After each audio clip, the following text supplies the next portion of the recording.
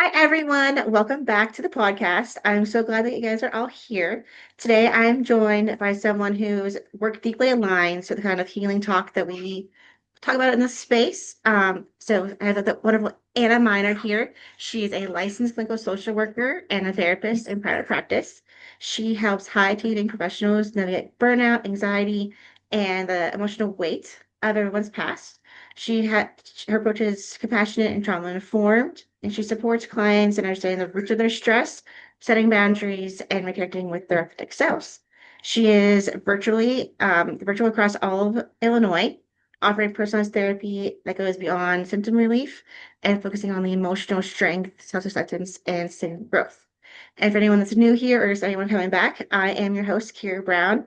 I am a licensed emotional counselor and founder of Lunar Counseling, where I specialize in trauma recovery, anxiety, and burnout. And through therapy, writing, and grant practices, I help people unlearn cycles of people pleasing, emotional exhaustion, and reconnect with their bodies. And also begin the deep work of healing their past wounds so they can live with more ease and self trust, which is also why I'm working with Anna today, because her and I align a lot. So let's get into today's conversation. And if anything that you say, anything that you hear today resonates with you guys, make sure you hit the like or subscribe button, and you guys can hear more about it. So, Anna, thank you so much for coming today. I Oh, thank you for appreciate you having taking me. the time. Absolutely. Thank you. So the question I ask everyone when we start is what got you started in therapy? So what brought you here today? Yeah, so kind of pretty much like my ideal client, my own kind of life and work burnout. Um, I was moving, just like family transitions, moving back to Illinois. Um, I started in school social work and I did that, was looking at kind of agency stuff, came from a lot of toxic workplaces, a lot of, my own kind of transitions, family stress from transitions. And so I kind of was in a place where I could kind of take a look at those things and kind of decide, like, can I make work for me in a sense and not really get as burnt out. I was kind of at a point where it's like if I don't make some changes, like I'm gonna hit work burnout more or compassion Mm. fatigue or just life burnout with work entering into my life. I had young kids and wanted to also have a life and was not really finding that in any of the workplaces that I did. I tried to look at some agencies, did some adjunct lecturing, was not really a great fit for me, kind of finding the same problems. And so never thought I would be in private practice. And I just decided to, like, let's just see what happens. And it's been working out since then. So now I'm like never gonna work for anybody else again. Yeah, I get that. Like working for yourself is definitely there's so much more freedom to it. It's just like a lot of work because you're wearing like numerous hats whenever you're on your own business. But you Yeah. also you decide what hat you're gonna put on each day. And it Yeah. makes it so much more enjoyable.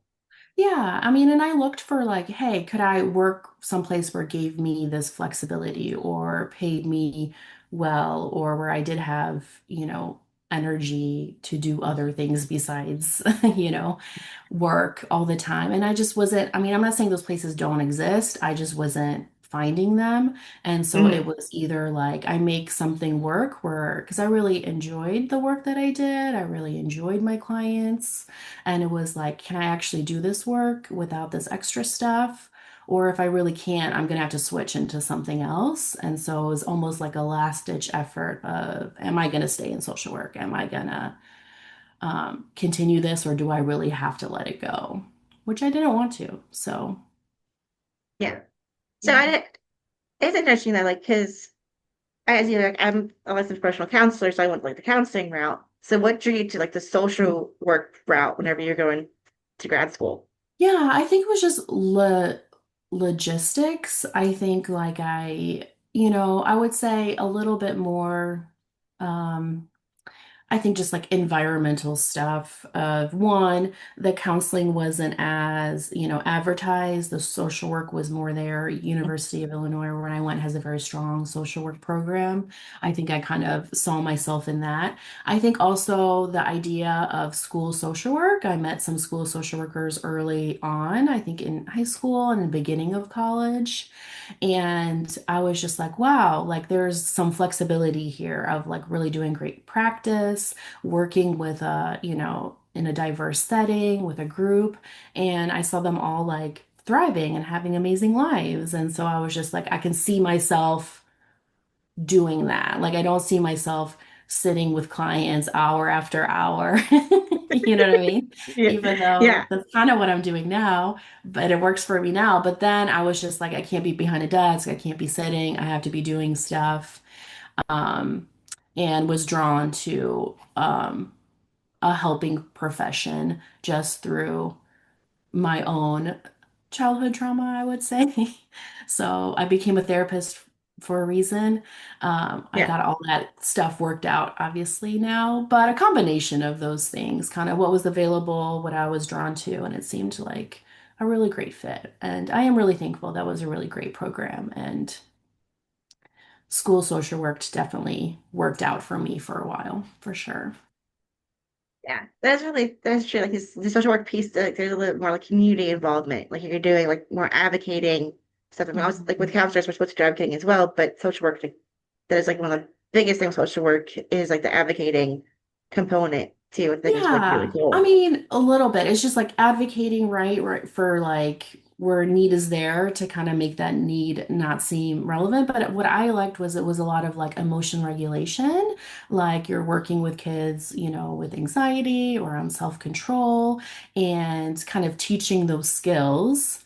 And what I found now, I mean, I don't work with kids anymore. I don't do social work, I mean, school social work anymore. But like these professional adults that I work with also don't have emotional skills. Like they were deprived of them growing up due to like their family of origin or other things. And so it was like I'm teaching the same skills, but instead of like little children, Yeah. where they kind of, when they need those skills, I'm teaching them to like, people that run organizations and very professional with it people that feel very, empty and feel like they're going crazy when they're not, it's just a lack of those skills.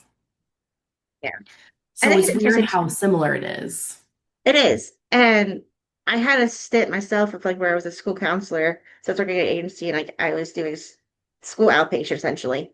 And the kids that I worked with, like their parents weren't teaching them how to like, get rid of their emotions. The parents were coming to me like, fix my kid. I'm like, I can't just like fix your kid. Like Yeah. there's a lot of nuances, layers into this. Yeah. And your You kid ever doesn't really need fixing. Like, right? I just need the proper skills to like yeah. handle those situations. Did you Yeah. really So run into that definitely issue working like with with those like generational dynamics of like, even if people are not, which is kind of like this for me, where it started with what I was seeing was like a lot of this emotional neglect, which is different than like physical neglect or emotional abuse. It's more of like what's missing, like the not getting attention, not being recognized, or like if they have an emotion, the adults feel very uncomfortable with emotions. And they don't know what to do with them. So it's just kind of like, well, let's just put it on the side or an emotion means something bad. And so they just kind of learn that emotions don't matter or they don't know what to do when an emotion comes up. It freaks them out. And if they never learn that, then they become adults like that. Like you yeah, can't, like you really do have to learn this stuff. yeah, that's so true. And I think interesting too is I had young kids myself, and like my husband is a typical like men don't cry, men don't show emotions things, Yeah. and my kids are very big feelers. And so like Mhm. whenever they have any really big emotion, he's just like, no, push it down, push it down, push it down. I'm like, nah, but now. Yeah, we're not Like doing they need that. yeah, it's like let them feel it and then we can work on helping them cope. Yeah. Yeah. And a lot of things do really get resolved if the adults know how to regulate. And those are kind of Yeah. like what my clients are is like they have a lot of stress, they have a lot of burnout, they're very professional, but it comes with a lot of um just like with a lot of pain. Like they are functioning, but they are struggling so much, right?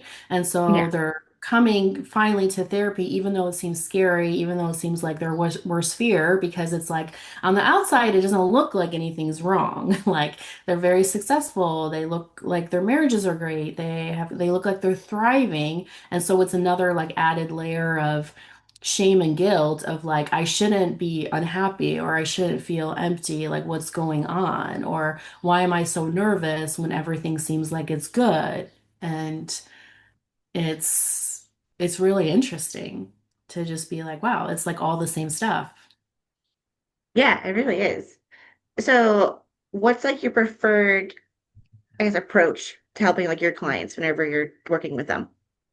Yeah, so it is very much trauma informed when they don't even realize there's trauma. And for my clients is a lot of traumatic invalidation. So a lot of emotional neglect that has just happened so much that it kind of leads to the same PTSD symptoms, of Hmm. being like hypervigilant, like being scared to do stuff, And even though they're successful and doing stuff, if you were to ask them if this is what you want to be doing, it's usually a lot of no. They rather do other things, but they don't know what those things are because it really does affect when you can't have emotions or explore or risk or have failure, like it really does affect your identity and personality and who you think you are. Or if you're like, people pleaser and working to just like not get criticism or not to like ruffle any feathers, like you end up doing a bunch of stuff that isn't you. And Right. you're basically living somebody else's life, right? Yeah. Or if you're really great and compassionate and supportive for somebody else, but you always put your needs on the side, like you lose who you are. And so my approach for that is just kind of really understanding like where some of these feelings are coming from, like that there isn't like something wrong with you. And it usually probably is a lot of like what has happened to you or what didn't Hmm. happen that you needed. So we kind of figure that out. But before we can even really work on that, we really do have to learn like self-awareness in terms of like, what am I actually feeling? And people think that's so easy. And sometimes even my clients in the beginning is like, this is like easy. And then they'll come back the next week and they'll be like, I didn't do it. That was so scary. I don't even know what I'm feeling. You know what I mean? Like they're just like there's just I just don't tune in. I thought I was tuning in, but I just don't. I just kind of like I am either like work, work, work, busy, busy, busy, because I don't want to tune in, or when I tune in, like I can't make sense of what's happening and it feels overwhelming and scary. And so then I'm just like, yeah, I'm not doing this.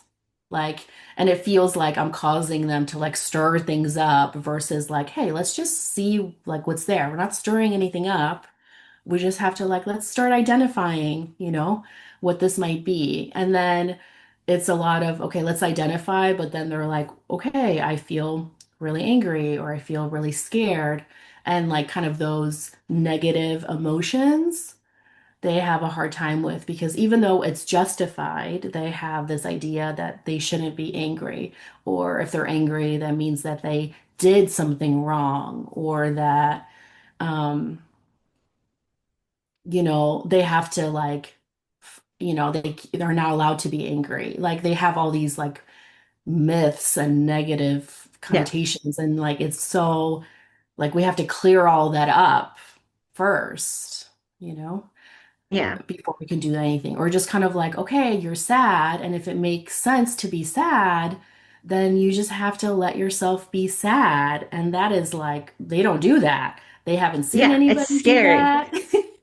Yeah, and so we have to like, okay, well, we have to make it a little bit doable for you. Let's break it down and like, okay, feel sad for a little bit, or, you know, take care of yourself as if you're accepting your sadness, and let's see what that brings out. So it's not just like building that self-awareness, but how do I regulate these skills and tolerate them and not be scared of them and see what makes sense.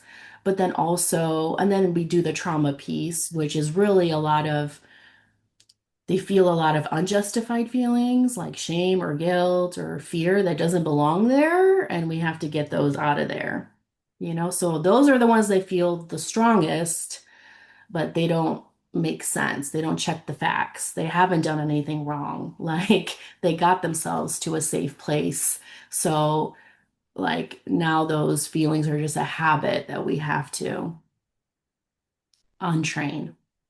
Yeah, I fully agree with that too. And just like as you're talking about like people like don't even knowing what they really like, this kind of reminded me of some of my clients who put so much pressure on them to go a certain direction that they went into careers that they didn't even want to do. But they saw Yeah. no other option other than the career that their parents gave them. And like even Mhm. asked them like some of the things that they like food, colors, activities that they want to do for hobbies. You're like, I don't know what you're talking about.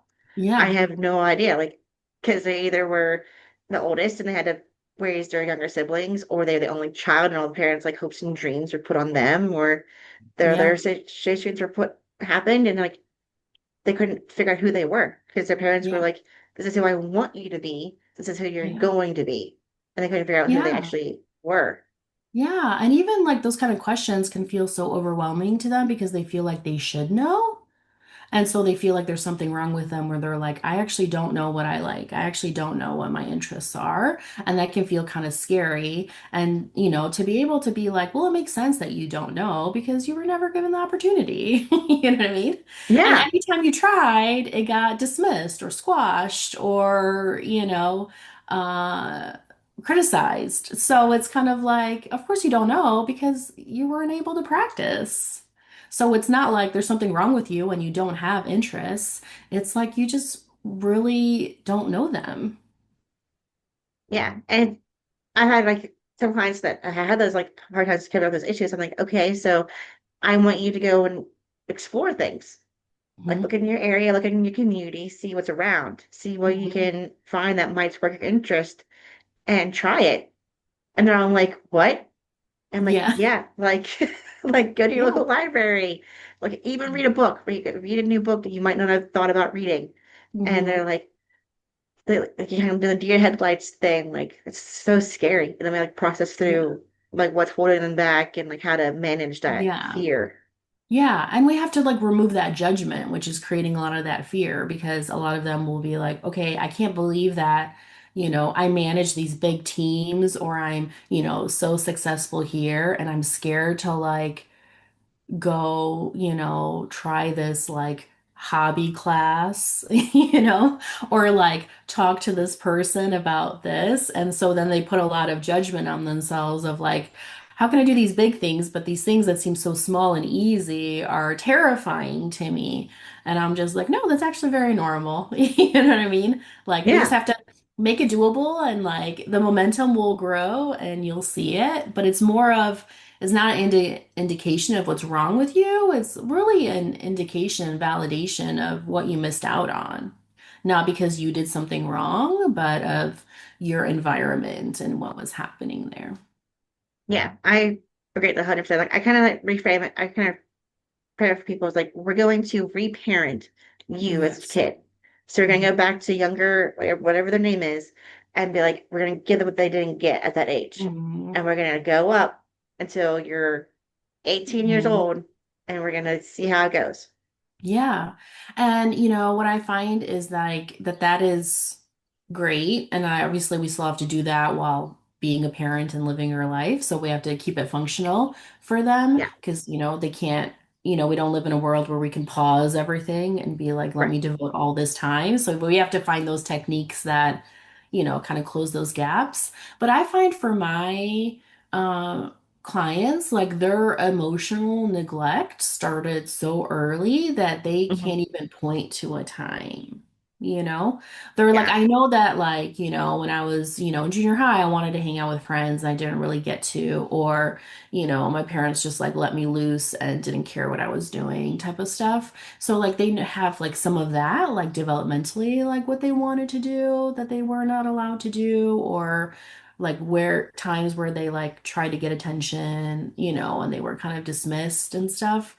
But they really, like, for them, it really is kind of this like generational thing that like their parents just like didn't have. They didn't build that skill, you know? Yeah, that's true too. And Yeah. yeah, I mean, most of the clients that I'm currently working with, like we have going back to like in utero, like recreating that sense Mhm. of safety, like even in there because of like the studies that have shown like if a mother themselves is like either really stressed or Hmm. doing drugs or abuse themselves, then it kind of like it affects the baby's brain development. So like Hmm. we're going back and like recreating this feeling of safety and want and belonging from like that stage. I haven't Hmm. like I have yet to get past that stage yet with some of my current clients Yeah. because of just how long it takes. But it's also like about giving them the kind of like reminders like this is going to take time because you've Mhm. obviously grown and you're like some of them are in their 40s and 50s and like we have 50 years of things to kind of Mhm. unpack. Yeah. So like it's like give yourself grace and time and we'll give you the skills to get there. Yeah. And what's amazing with like trauma therapy is like it doesn't take 50 years, which is Yeah. amazing. Like even Yeah. like really intense stuff, like if a person is willing and you kind of match it, personalize it enough, like good enough is good enough. And like the transformation and the healing, like it does happen. It's not like years of brutal therapy and then magically like you're better. I mean, sometimes it can, I guess, feel like magic, but it does happen. Like it doesn't take a long time. It's like, yeah, you're going to feel uncomfortable, but you're also going to have like positive emotions and momentum, and your life in the present is going to be changing. But it's really, I think that's the hardest part to instill that belief because that belief is not there at their core, like every single one of my clients. I mean, they've had amazing transformations. I don't want to say like they're changing, it's like they're becoming more obviously themselves. But they'll each tell me like I did this, but I did not believe it would actually like they always think like they're the outlier. Like it worked for everybody else, but it's not going to work for me because like I really am messed up. Or like if I haven't figured this out by now, like it's not going to work. And I think that's the hardest part to be like, Yeah. it really is, or if we get into something where it's new territory, like we will figure it out. Like that's my responsibility, like we will find a way through this. We've never had something happen where it didn't work. Um, if somebody stuck with it, if we both stuck with Yeah. it, it's gonna work. Like even sometimes I don't tell them this, but even sometimes where I'm like, I don't know if this is gonna work, and all of a sudden it works. Like I just go through the process and it works, and I'm like, wow, this is therapy is amazing. You know what I mean? And Yeah. therapy is amazing, and I'll tell them afterwards. Like there was a moment where I'm like, I don't know if we're gonna get over this hump. We might have to find an alternate course. And we just needed to stick with it, a couple weeks longer and really hit that peak and let the body kind of retrain. And that's always like, it gives me chills. And then I'm just like, okay, this is why I do this work. You know what I mean? Like, Yeah. this is why, like, I have a small caseload. This is why I'm working for myself. So I could really take this work with a person as far as it needs to go to actually get to the other side of it, the healing side, the repair. Like the trauma has been processed. Now I can focus on quality of life. And it Yeah. really is an empowering feeling for me, but also for my clients. Like they will tell me, like, I feel like I can do anything. You know what I mean? Like life Hmm. can hit me and I don't want bad things to happen, but like I know I can handle it. And it really is that you go from no inner security to like feeling like you're the best, but not in a narcissistic, conceited way, but just like you've got it. Like you don't feel empty, you feel fulfilled, and Right. no emotion scares you. And that's a lot of the problems in Yeah. society. If Yes. you get back to the emotions. Yeah. And I don't know, but even a lot of my work is also about like reconnecting the mind and the body, especially with trauma, because like the trauma is stored in the body. Like there's numerous studies to support this. And I think sometimes too, like a lot of people like, especially with people pleasers and people that like, especially high performers, like they're very logical. They're like want to stay in logical Mhm. brain. They're afraid of the emotions. So kind of like getting this connected is like scary. But I kind of incorporate a lot of like body techniques and Mhm. that type of way. So like they're not. It's not just logical because if Mhm. you can logic your way out of anything, but you're not getting to the emotional part of it, and that's where they're stuck. Mhm. That's Mhm. that's what I like to do. I don't know about you. Yeah, mine's, there is an incorporation of that, but mine is more behavioral first because I find that is like, yeah, we got to get out of overthinking, but you can't outthink overthinking, so we have to stop doing that. And sometimes the emotions are wrong. Like, they're feeling shame, but what the fact state is like they actually need to be feeling anger or sadness. So we can't always like trick our emotions to be, we can't force our emotions to be correct. We got to kind of retrain them. So I have found like with the therapy techniques that I like is like kind of behavioral first. So it's like we, slowly kind of adjust first we're kind of adjusting boundaries of like if you have a bunch of old harm and old stress and a bunch of new harm and new stress, like unless you want to be like on the couch all day and don't have any responsibilities, like that's just too much for like your body. So we almost have to kind of like let's limit as much as we can some current stress. So maybe they, they move away from something or they put like new stuff on the side or they find a little bit of free time or they replace something with something else that gives them that time so that we can, we have to kind of not always be in crisis mode or emotional crisis mode. We have to kind of quiet that down a bit. So we kind of pick, are we doing new stuff and getting you to a place that we can work on old stuff? Or can we just maintain this and work on old stuff? Because I have found both are too hard.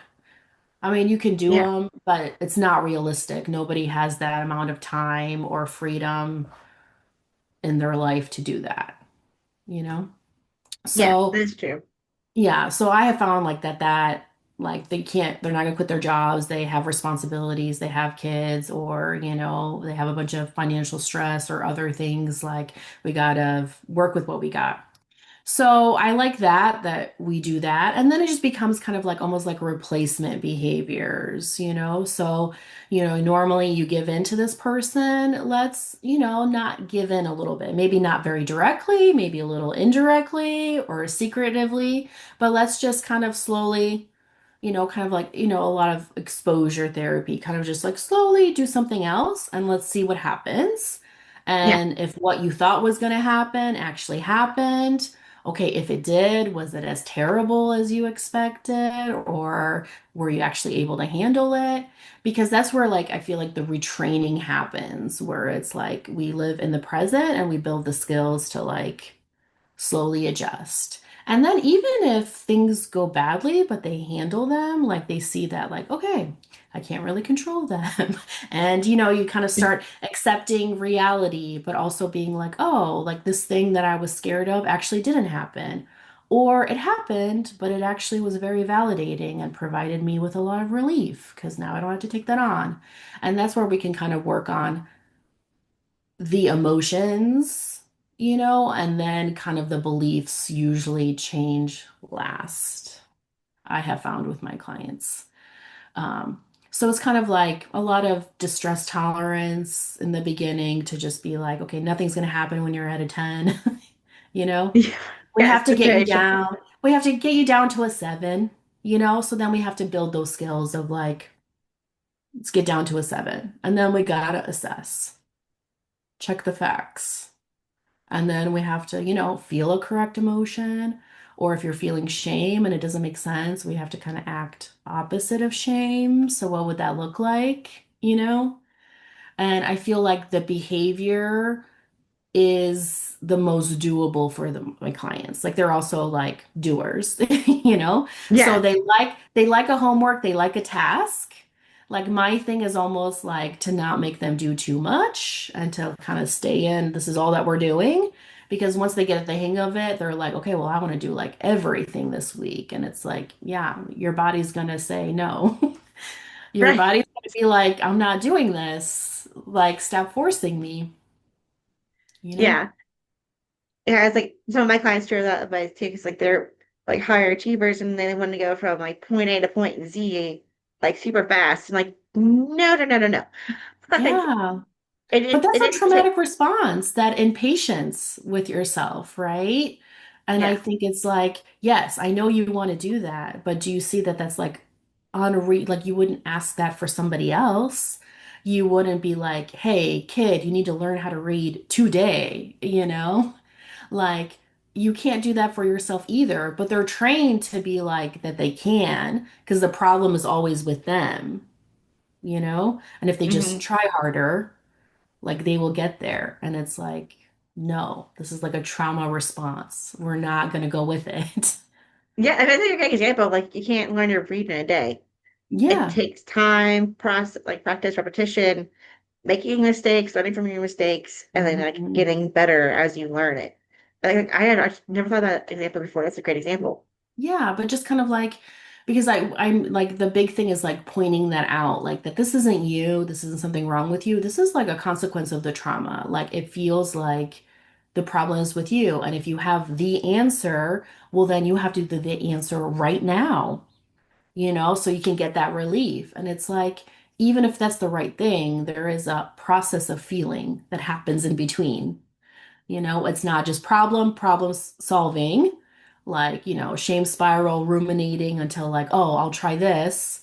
And then I'm gonna just like do this nonstop. It's like you've eliminated all like the feeling that like your body needs to do, right? Yeah, that's so true. And I said, like I mentioned before, like kind of like the emotionally immature parents, Hmm. like, and I think kind of been like generation trauma part. How much of that do you feel like is just have become like so ingrained in society now that like we have to be like so disconnected from our emotions and just kind of like be essentially high performers all the time? Yeah, like yeah, I mean that's another level because there's a lot of like what is unhealthy and negative is really supported by society, right? So it's kind of like an environmental invalidation, like traumatic invalidation, like from society or from a system. And that is a real thing. And so Yeah. it does make you sometimes feel, especially if you're trying to come out of that and you're like, oh, maybe this isn't me. When my clients get to the point of like, oh, maybe this isn't a me problem. Maybe this is like things happening to me or me like protecting myself from something. And then they start getting that outsider's perspective. There is this like little messy period of it does get reinforced by a lot of people and things in their life. And that could be hard to accept of, like no wonder, but also freeing, like no wonder it's been hard for me because now I'm getting paid for this, but it's really unhealthy. Or like I'm getting promoted off of this, but it's actually hurting me. Yeah, that's so true. Because like, um, I don't know about Illinois, but at least where I'm in Pennsylvania, there's a lot of factories around me. It's like Hmm.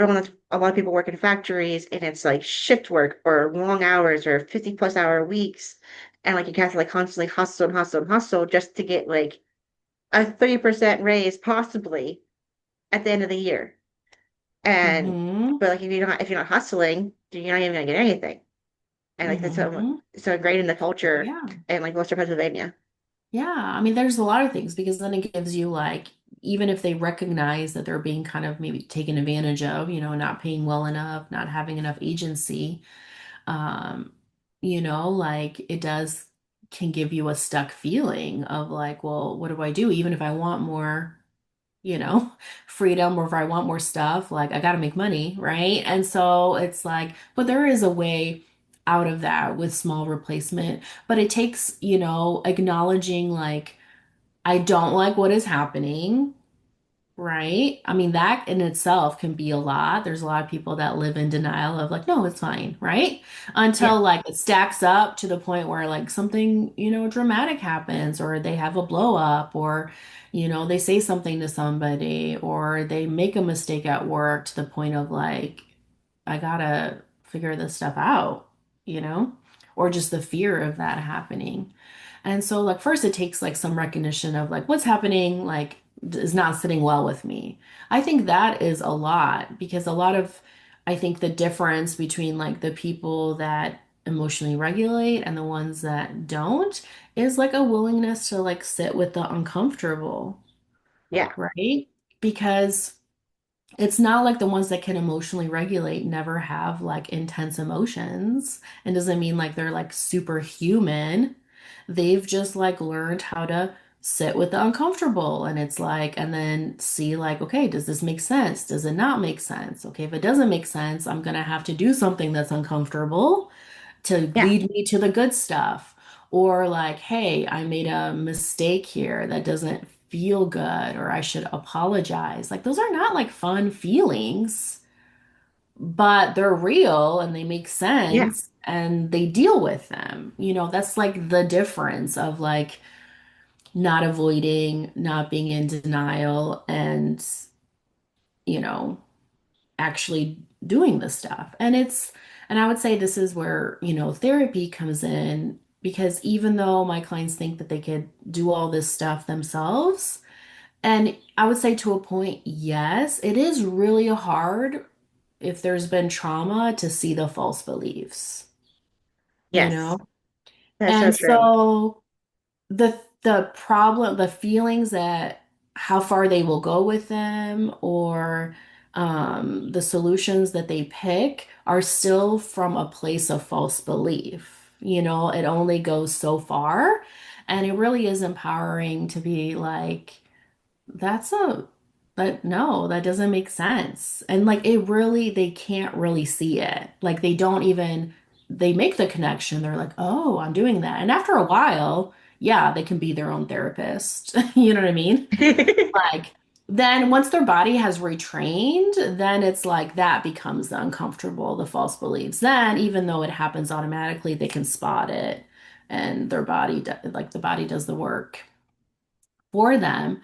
But until that point, it is kind of back like it's hard to see it when you're in it. It's like it's hard to see that you're in a toxic workplace or how toxic it was until like you leave and then all of a sudden you're like, "Oh, I can't believe I was putting up with that." Or like, Right, "I can't believe it was that bad." But it really was that bad, but you could only see a small part of it when you're in it, you right. know? Or like, if you if all you talk, if the only people you talk to are like your coworkers, everyone is kind of talking about the same thing. So obviously, not obviously, but most of them have accepted that's just how it is, and there's no changing it essentially. And it's Mhm. not until like sometimes you talk to someone outside that environment, you're like, oh crap, like yeah, like I am being taken advantage of. Yeah, like I'm doing two 5 jobs by myself and getting Mhm. only getting people paid for one. It's like, Mhm. or if like any But the layer high, with the trauma is like, not only are they like, oh, there's a period of like, oh, I've been taken advantage of, or like, wow, a bunch of shitty things were done to me. And then they automatically go of like, oh, I can't believe I let myself stay in that long. So they automatically go into like another trauma response. And so in yeah, those moments, it is so helpful for somebody that's outside of that to be like, see what you just did there? You accepted some truth and there was going to be some healing, and automatically your brain was like, nope, let's just go back to old patterns. Let's even this new information, let's make it your fault somehow. And it's yeah, like, then they have to be like, oh, not only was that stuff happening to me, which was not okay, but I also understand why it took me so long to get out. And I'm grateful and happy and proud of myself for getting out now, to not put like what you know now on yourself then, or just to be like, even if I wanted to get out, like I had to stay for certain reasons, right? To just be like, to give yourself the actual real understanding versus taking on all the blame for somebody else and still continuing to make it your problem, even in the healing, like you're not healing well enough, or you should have known better. And it's like, no, that's not how it works. Right, You know? exactly. And and I think that's because I work with people as well. Like that's part of people pleasing in itself is just Yeah. taking on the burden of like everything being like their like your own fault. Whenever it's like no, like you literally did nothing wrong in that situation. Yeah. You're you just like accepted it because it's what you had. That's all you knew because that's what you grew up with. But now you're Yeah. like learning new ways to like actually knowing what you like, what you want in life, and then like finding like learning the behaviors and the skills to get you there. That's the part of the healing process that I love seeing people do. And Yeah. Yeah, and there's something with like doing that in your head versus also doing it out loud, like part of like the middle part, the trauma therapy part that I do is like we have to, say things out loud. It's a different kind of form of exposure therapy. And so many times they'll be like, when they say it out loud, they're like, wow, I didn't really think I thought that way. And then all of a sudden they'll like catch the false beliefs as they're saying it. And then we know mhm, like, hey, we're getting somewhere in terms of like the reprocessing is happening, like the correct ideas are being matched with the correct feelings, and like those correct feelings are starting to be felt. So instead of the shame and the fear, they're feeling more of like the anger and the sadness. And then those emotions can do their work and then they get relief. And then they are able to take in some positive emotions and trust them. So many times when, like, also, I think therapy is helpful is because when trauma is being reprocessed and there is no chaos, and things are good, yeah, you know, like that you have to train your body to like, if it really is good, you have to start trusting the good yes, versus, because that's also not feeling an emotion if things are good, because a lot of people will learn to not feel those because then if they do feel it, that means they let their guard down and something bad is about to happen. yeah, And I mean, to be honest, when they were growing up, that was true, yes, right? yeah. But like right now, it's not true, you know?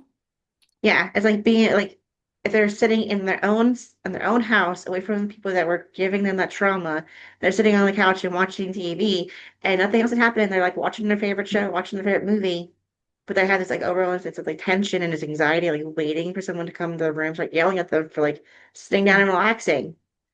It's like Yeah. being able to like learn like, no, like, I'm okay. It's okay to relax. It's okay to take a breath and Yeah. just sit But and it's be for it's a not going to minute. feel okay for a while, Yeah. right? You still got to keep doing it. And so that's where it's important. Therapy is helpful because it's like, no, like let's check the facts. You're not doing anything wrong. It makes sense. Nothing is queued up. Like look at all the work that you did to get yourself to be able to even rest. It is going to feel awkward for you for a bit, but you're still going to do it. You're still going to do it until like it starts feeling good. And that can take a bit, and they have to have that patience because like their body has to really retrain to actually feel that it's okay to feel that. Like Yeah. sometimes it takes a while to like feel, even though sadness is there, to actually express it and feel it because the body is not sure. Or sometimes you Yeah. get the flood and like your body will give you all its sadness because it doesn't think you're going to give it another opportunity, you know? So it's Right. like, then we have to like be like, no, let's build the trust that you will give it more opportunities. But sometimes it's the other way. It's like, can we even show any of this? Like. And so then I have like those clients that like never cried, like, are like, I'm crying, I don't like this, but this is also amazing, that like my body finally let me do this. And that's when they start getting like real relief because the emotion is doing its work. Yeah, I agree with that fully. And a lot of times, like with the client, because like has different clients, so they want to go from A to Z, and they're like, I tell them like a little homework, like I want you to sit down every day for 2 minutes, just have a cup of coffee, hot cup of tea, and don't do anything for those 2 minutes. And Yeah. literally thinking like the smallest increments possible. Yeah. So then actually I feel it was something, and they're like, I can't do that. I'm like, just Yeah, two we to three have to times a build week. that, right? Yeah, Yeah. because that's a form of mindfulness that is like starting to create like a little bit of pause to where it's like they're used to avoiding everything and never having a pause because when there's a pause, it's overwhelming because a bunch of stuff starts coming out and that of which they don't know what to do with. And if deep down they think everything is their fault, then it's like, why do I want to like, feel that? Like that's going to be painful, right? It's going to Yeah. be painful all around. Nobody wants to feel pain. Like I get it, but here you kind of do. So we have to make it, it's going to be feeling the pain is going to get you out of pain, but we have to make it doable. But yeah, but what you're asking them to do is create a pause because when the urge to do something that you know is unhealthy going to come up, you need to be able to catch it and do something else. Like you need to pause to be able to be like, wait, what am I feeling right now? You know, Yeah. you need to have a pause to be like, ah, I see what's happening, but I'm going to choose something else. And you have to have that pause to be able to do anything. And it's like you can train to create a little bit of pause.